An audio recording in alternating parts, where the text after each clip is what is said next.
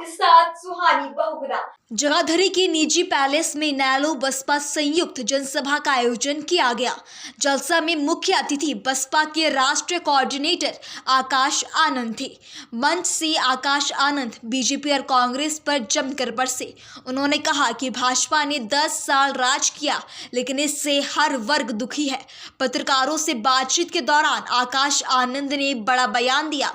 उन्होंने अभय चौटाला के उस बयान का खंडन किया है जिसमें उन्होंने गोपाल कांड के समर्थन की बात कही थी।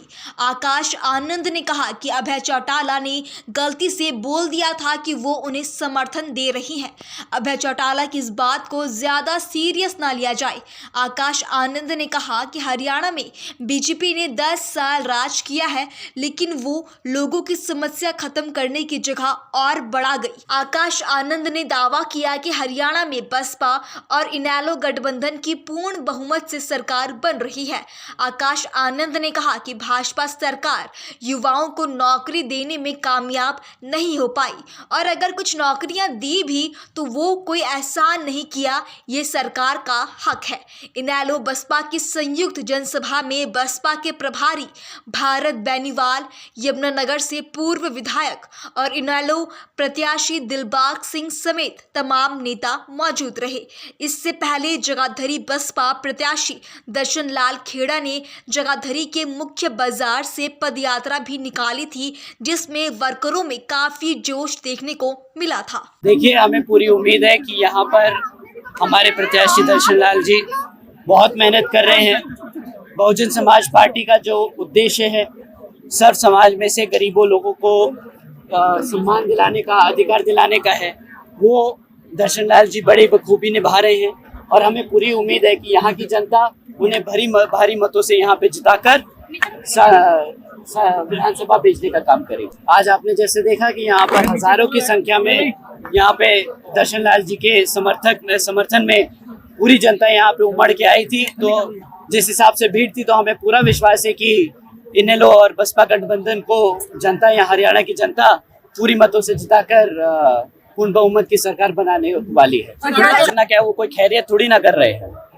नौकरियां देना तो उनका काम है, और वो क्या, जो भी सत्ता में आएगा उसका फर्ज बनता है कि यहाँ की जनता को रोजगार दे। सरकार का पहला काम है कि यहाँ की जनता को काबिल बनाए रोजगार देकर। तो ये लोग तो कोई एहसान या खैरियत तो कर नहीं रहे। ये एहसान जताने वाला जो काम कर रहे हैं, इस बारी जनता ने सही जवाब देगी। जी, अब हम यहाँ से सीधा गांव में जाएंगे दौर। वहाँ पे हम गांव में घूमकर अपने प्रत्याशियों के लिए वोट मांगेंगे। उनको आदरणीय बहन जी की योजनाओं के बारे में बताएंगे, जिसके तहत चलकर यहाँ पर इनेलो और बसपा का गठबंधन अगर सरकार बनाएगा तो यहाँ पे उस हिसाब से काम करेंगे। हम पूरी पूर्ण बहुमत से यहाँ पे सरकार बना रहे हैं, जिस तरीके से माहौल बन रहा है। जी, ये कांग्रेस में बैठे, ऑफिस में बैठे हुए लोग सोच रहे हैं, और भाजपा के ऑफिस में बैठे हुए लोग सोच रहे हैं कि वो आपस में लड़ेंगे।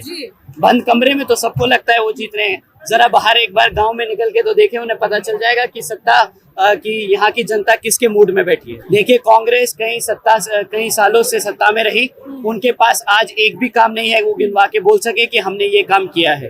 भाजपा 10 साल से यहाँ पे सरकार में है, उनके पास एक मुद्दा नहीं है, एक ऐसा कोई अचीवमेंट नहीं है जो वो आके लोगों के बीच में बोल सके कि हमने ये काम किया। जबकि बहुजन समाज पार्टी हरियाणा में नहीं, यूपी में 4 बार सरकार रही है। हमारे पास ट्रैक रिकॉर्ड है, और हम वही चीज बार बार दोहरा रहे हैं कि हम उसी तरह से यहाँ पे काम करेंगे। हमें आश्वासन देने की जरूरत नहीं है, हमें काम करना आता है। आदरणीय बहन जी ने काम करके दिखाया है, उसी तरीके से बसपा की सरकार यहाँ पे काम करेगी। हम पूर्ण बहुमत से सरकार बनाएंगे। इलेक्शन में किसी का बोलना कि हम कौन सी सीटें जीतेंगे, वो बहुत गलत होगा।